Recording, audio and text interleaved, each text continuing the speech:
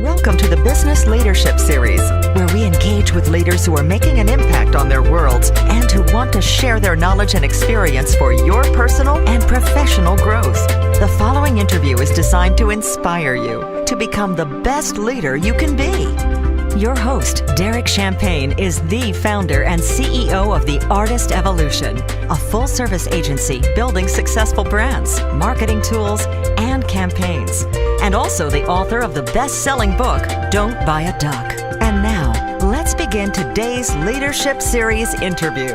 Welcome to the Business Leadership Series, where our goal is to inspire you to become the best leader that you can be. I'm your host, Derek Champagne. We have Joe Saumweber with us today. He is the co-founder and CEO of Rev Unit.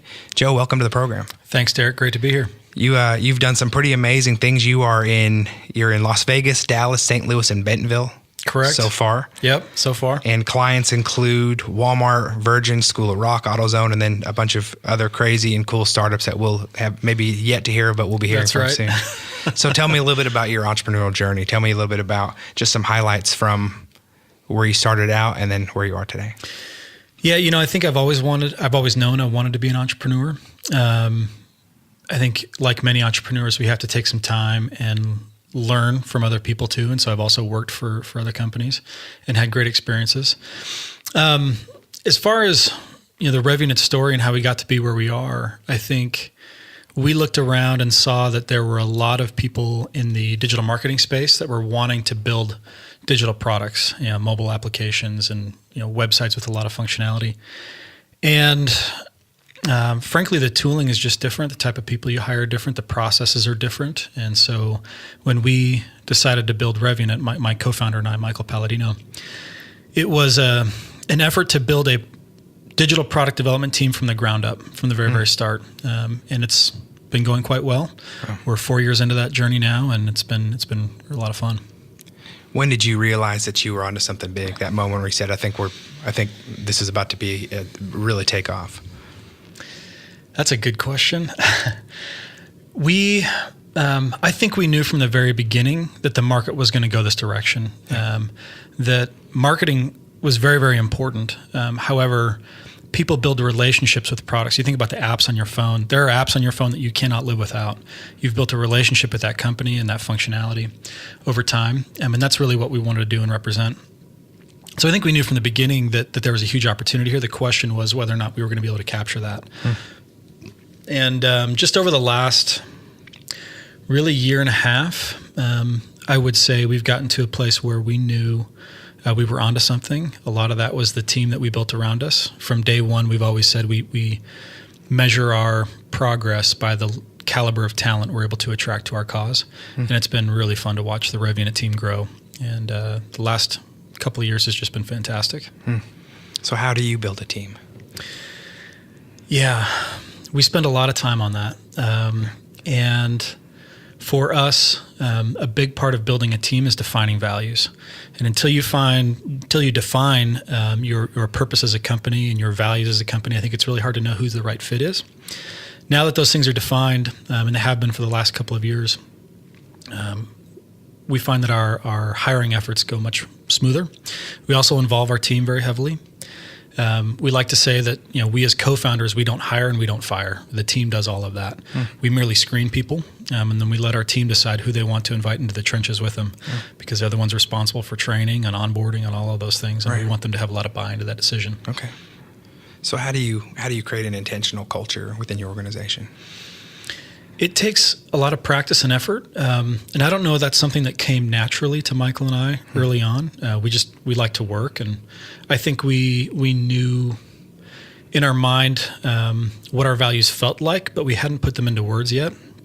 But that process of sitting down on the whiteboards, we have an advisor, Doug Dane. He's the ex-chief merchant over at Walmart, and very purpose-driven guy, and he helped us discover that. He came in and he did a session with our entire team, and really forced us to think intentionally about our values. It took us a couple of days, but we eventually got there through blood, sweat, and tears. And those have really come to represent everything we want Rev Unit to be. And we refer back to them often, and we drive it through the agendas of our company and the meetings that we have. And I think most folks at Rev Unit could talk pretty proficiently about our values. Wow, that's great. Yeah. So what drives you? What are you most passionate about? For me, in my personal life, it's about having the time to live a balanced life. Yeah. And so, I have a wonderful wife who's here with me today and 5 kids, and which is a little uncommon for an entrepreneur, right? To have had that much family. We actually found out a couple days after I quit my job to start Rev Unit that we were about to have our 4th kid. And so the pressure was on to get this thing right. That'll help on it. Yeah. That's a good motivation. Yeah, that was a big motivation. So, food, shelter, those things motivate me quite a lot. Yes. But no, a balanced life is important to me. And so being able to get into a situation with work where I can spend time with family, spend time on church activities is really important. As far as business goes, we're extremely motivated in providing a place where people love to be. We really believe that we are in the talent economy, meaning that the only real competition is the competition for talent. And so creating an environment where people love to be, a place where people feel like you've got their back and they've got yours. Right. That sense of community. We believe great teams are made up of people who won't let each other fail, and I think that's the atmosphere we try to create at Rev Unit, and that drives us. We guard that pretty jealously. So how do you find balance? I mean, you've got 5 kids. Obviously, it helps because you're here with him right now.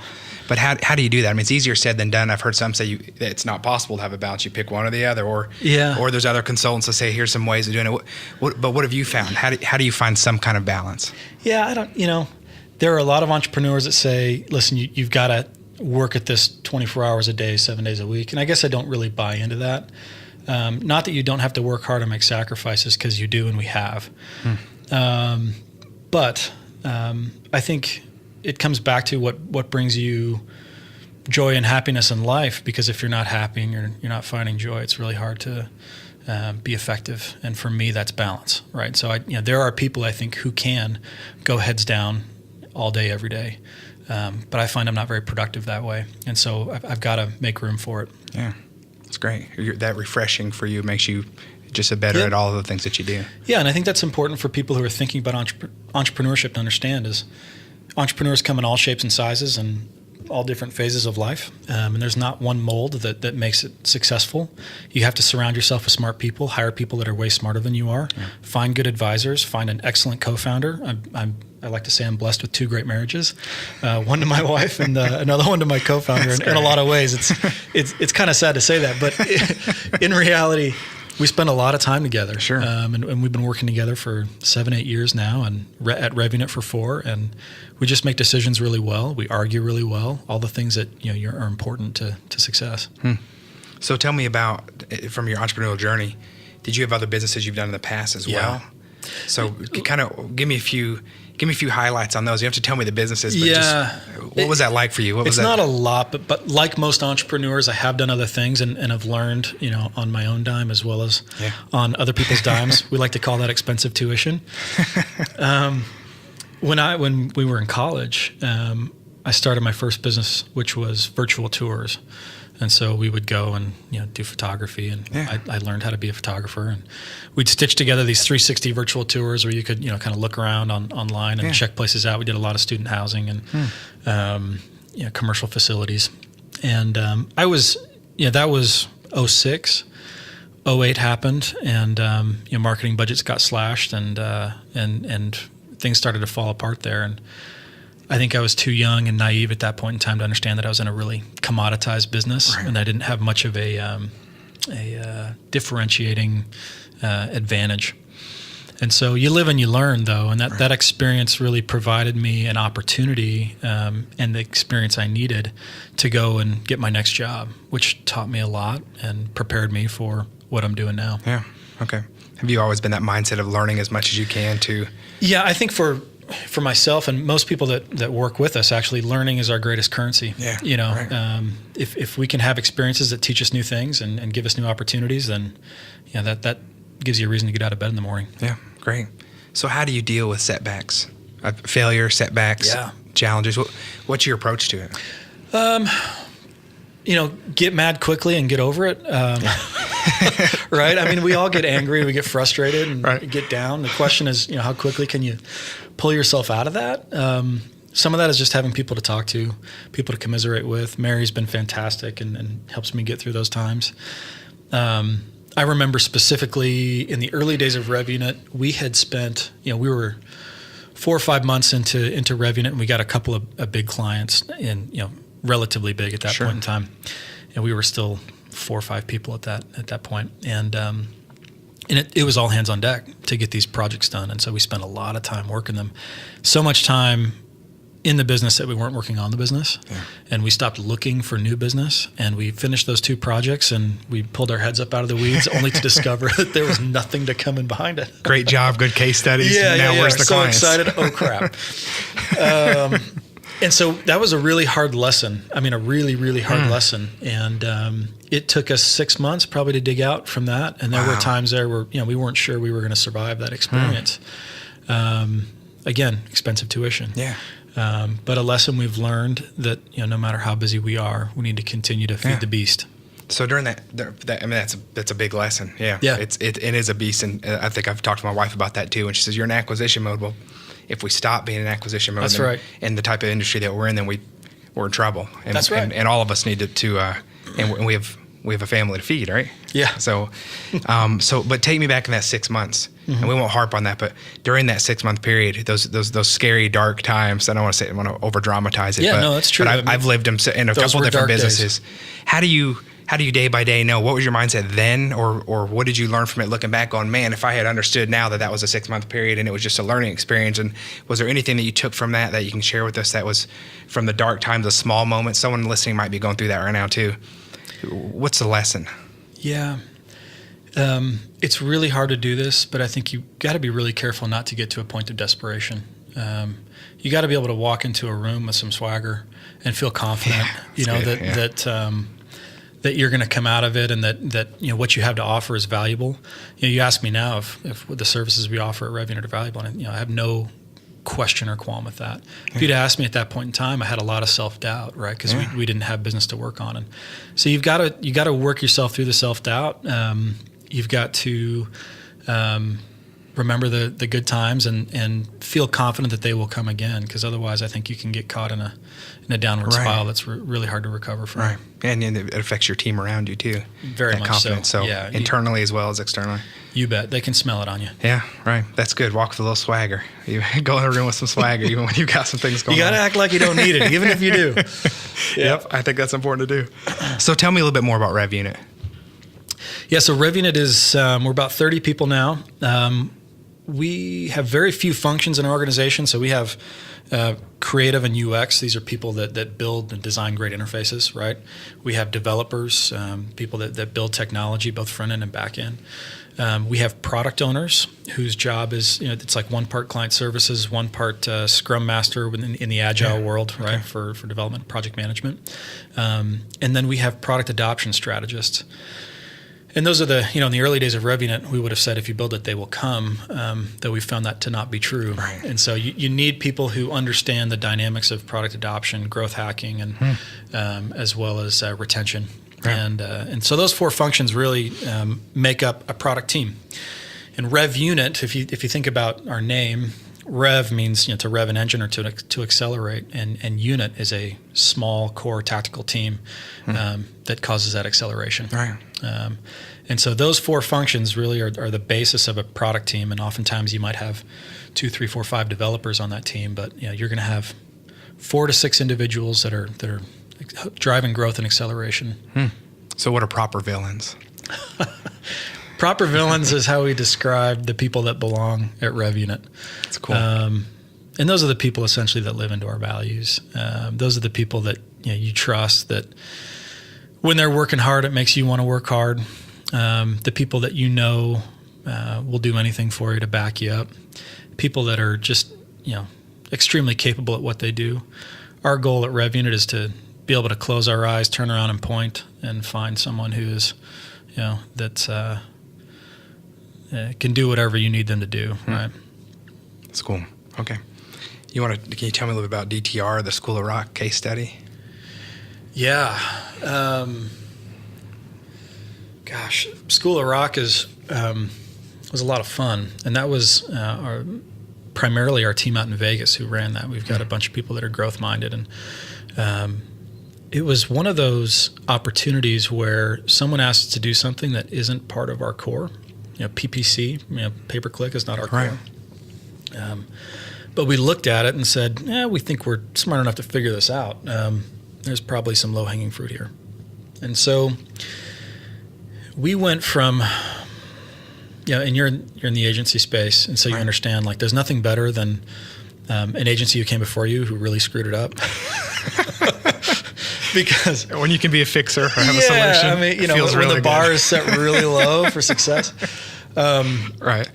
But the reality is we had some really smart people on our team that tackled that problem. And through applying some what we feel is fairly standard logic, we took their cost per acquisition from, it was like $120 down to like $30. Wow. Which was really pretty incredible. And I think everyone would say that where they were was not sustainable, and where we've got them to is very sustainable, which is exciting. And so, particularly when you have an organization like School of Rock, which is essentially a franchise organization in a lot of ways, that has stewardship over the marketing dollars from a number of different locations out there, all of their participating locations. Those are hard-earned dollars from your individual school owners, and they want to know that those dollars are being put to good use. And so we feel a lot of pride in the fact that we've been able to make those dollars go further and convert those to leads that are impacting the businesses of hundreds of school owners all over the U.S. I think it's really cool. Can give me just a tiny bit of the basic science behind it. Simplifying it. Yes. You're going from looking at having hundreds of potential landing pages down to one. How does that work? I think there's a couple things in there that really made the difference for us. One is there were way too many keywords they were focusing on, like 100,000, and bringing that down to a really small core set that was really working hard for them. We didn't want to spend money on keywords that weren't working hard. Second was tooling. And so we're able to use some tooling that, depending on what you're looking for, so if I'm looking for drum lessons or guitar lessons or vocal lessons, we're able to optimize the page you land on based off of what you're looking for as well as what your location is. And we're able to do that off of one page, which is pretty fantastic. The content is just dynamic, and we, depending on which ad you click on, we change up the content on the page you go to so that it matches exactly what you're looking for. We had to simplify quite a bit what content showed up there. We worked with our partners up in St. Louis, Upbrand, who did a lot of the landing page design and really did a fantastic job. And we can talk about the nitrous effect more, but that's cool. That's a big part of the success story there. Okay, that's awesome. Thanks for sharing that. So tell me about, you did an article, The Nitrous Effect, which I did want to ask you about a little bit. That's my next thing. 4 ways to unleash your retail in-store talent. Can you do a quick highlight on that for us? Yeah, you bet. Probably 75% of the work that comes through our house right now is actually associate or employee facing and not consumer facing. We love consumer facing work and we do a great job at it, but we feel that the associate facing work is really more blue ocean for us. There are millions of frontline employees across the world whose work experience we can improve by providing beautiful, usable technology that gives them access to the information they need to do their jobs better.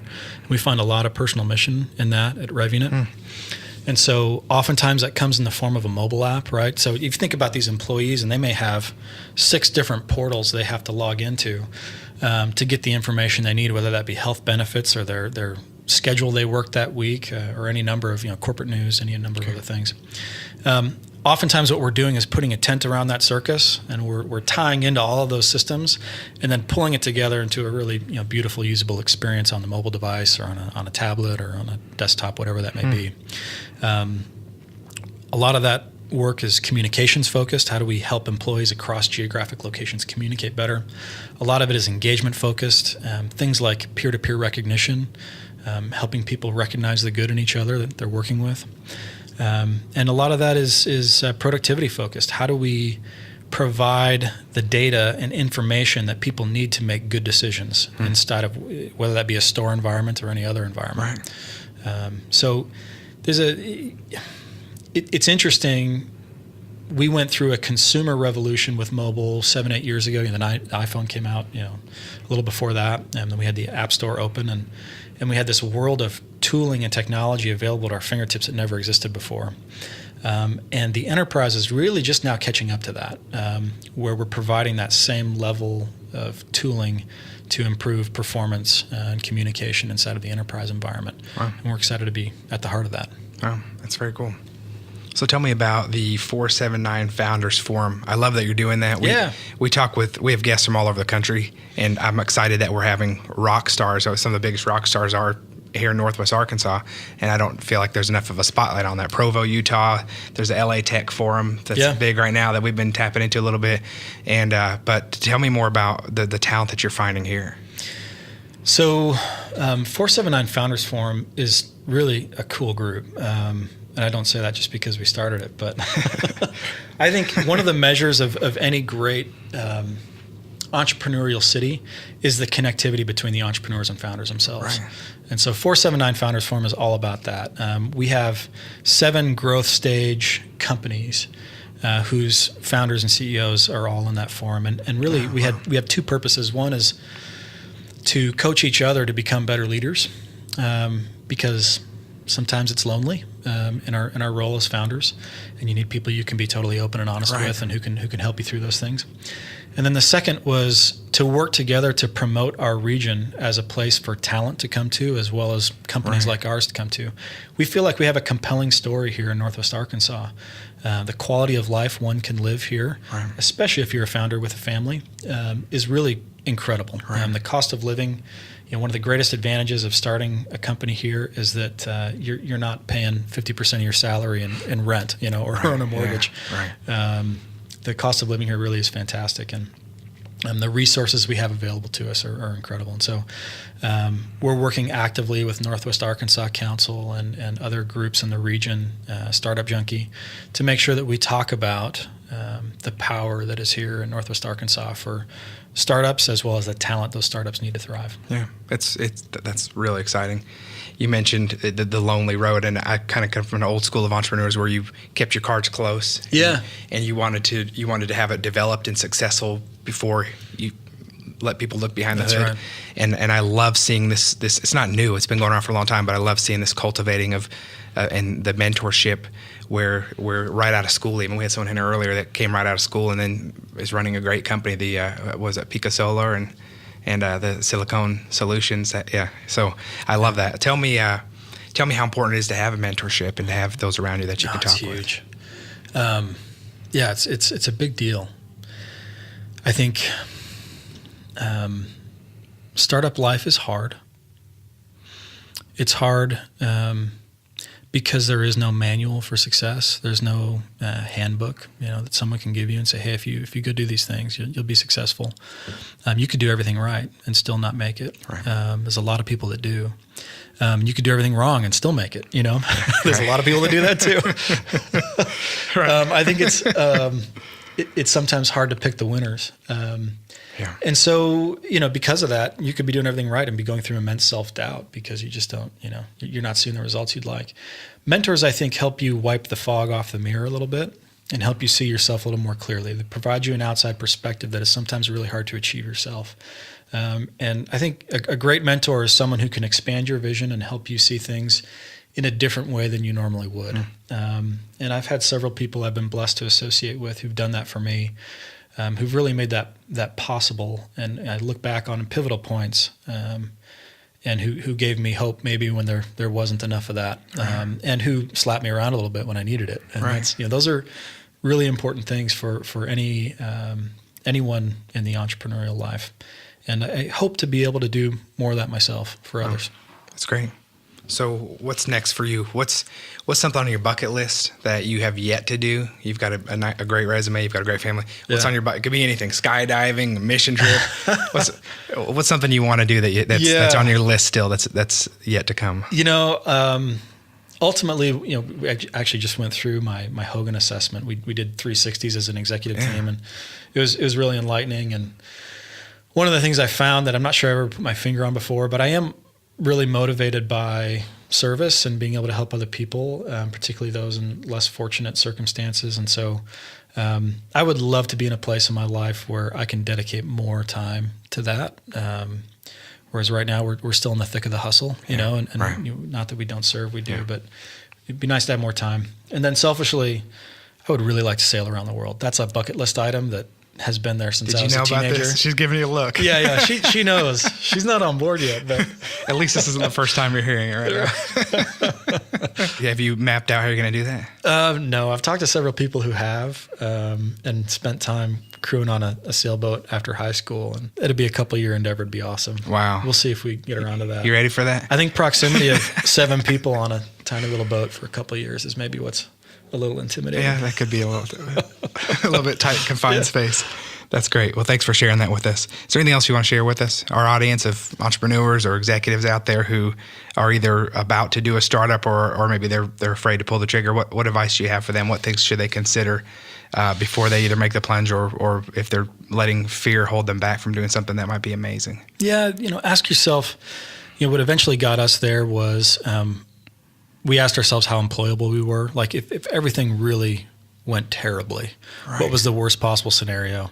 We'd have a little debt and we'd have to go find jobs, and that would be hard to do after working for yourself. But if you're employable and you can go find a job, then the risk really isn't as great as maybe you might think it is. The second thing is you think, or people often say, hey, what made you take the leap? And I think anyone who's done this will tell you it's not one leap. It is leap after leap after leap. You're always doubling down and reinvesting and plowing both money and effort and time back into the business. And so just get ready for that. Know that it's going to be a while before you see the rewards of your sacrifices that you make. And then that's okay. It just makes it all the sweeter when it happens. Yeah, that's right. And you know what? That's a great point. It's a journey. And it's not an overnight success. I mean, there are overnight success stories. There's many, but I think you have to be prepared to do a little bit of a journey. Yep. So if you're looking to do it real quick and cash in, you might be one of the lucky ones, but I think those that are ready for the journey kind of end up enjoying that thrill of the building of it too. That's the exception, not the rule. Yeah. Man, thank you so much for being our guest. We look forward to keep watching the great things you're doing. And if someone wants to learn more about you, RevUnit.com. RevUnit.com. That's how we landed there. 7-letter URL. That's great. Thank you so much, Joe. You've been listening to the Business Leadership Series, where we engage with leaders who are making an impact on their worlds and who want to share their knowledge and experience for your personal and professional growth. This interview was designed to inspire you to become the best leader you can be.